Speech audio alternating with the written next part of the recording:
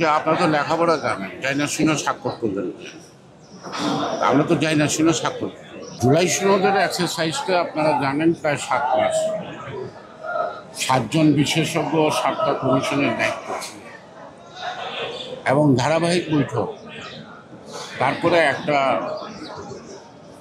মতৈক্য হয়। সেই মতৈক্যের সকল বিষয়ে একমত হওয়ার পরে আমাদের সবাই স্বাক্ষর করি।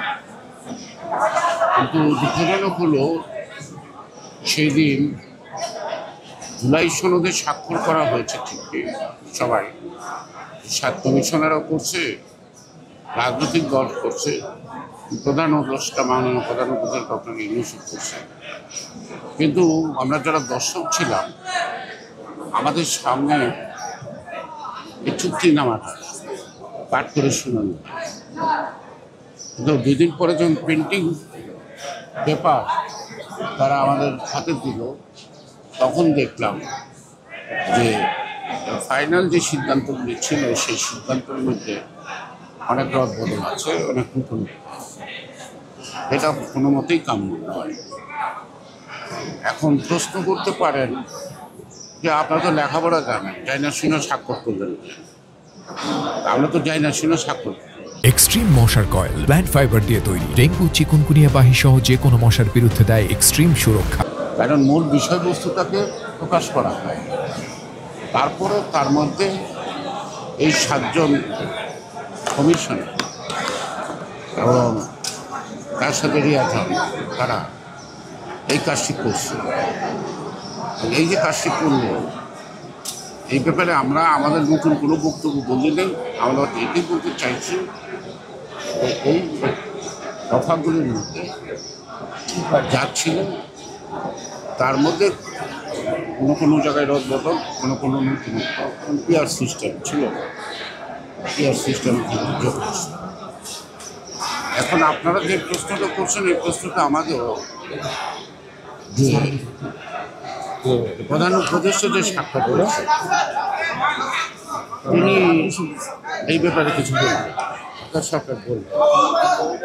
এখনও তারা নীরব আছেন। আমরা আমাদের বক্তব্যগুলো জনসম্মুখে প্রকাশ করছি এবং পরবর্তী পর্যায়ে কী পদক্ষেপ হবে তার জন্য আপনাদের কথা। আমাদের মূল যে কথা সেটা হলো একটি, আমরা প্রায় 18 বছর, যদি নাও হয় 16 বছর, আমরা কিন্তু একটা দাবি, একটা সুষ্ঠু অবাধ নিরপেক্ষ নির্বাচনের দাবিতে আন্দোলন করছি। আমরা সেই সুষ্ঠু অবাধ নিরপেক্ষ নির্বাচনটা এই জুলাই বা আগস্টের 5ই আগস্টের ছাত্র জনতার যে আন্দোলনের ফসল বর্তমানে অন্তর্ভুক্ত। আমরা সবাই তাদের উপর আস্থা বিশ্বাস রাখি, তারা যেন একটি সুষ্ঠু অবাধ নির্বাচন জাতির সামনে উপহার দিতে। ইতিমধ্যে ডক্টর মোহাম্মদ ইউনূস সাহেব দেশে বিদেশে আমাদের 2 দিন আগেও তিনি দৃঢ় প্রত্যয় ব্যক্ত করছেন যে যথাসময়ে নির্বাচন। এই যথাসময়ে নির্বাচনের আগে যে বিষয়গুলি নিয়ে আজকে আলোচনা চলছে, আমি আশা করব যে সরকার এগুলো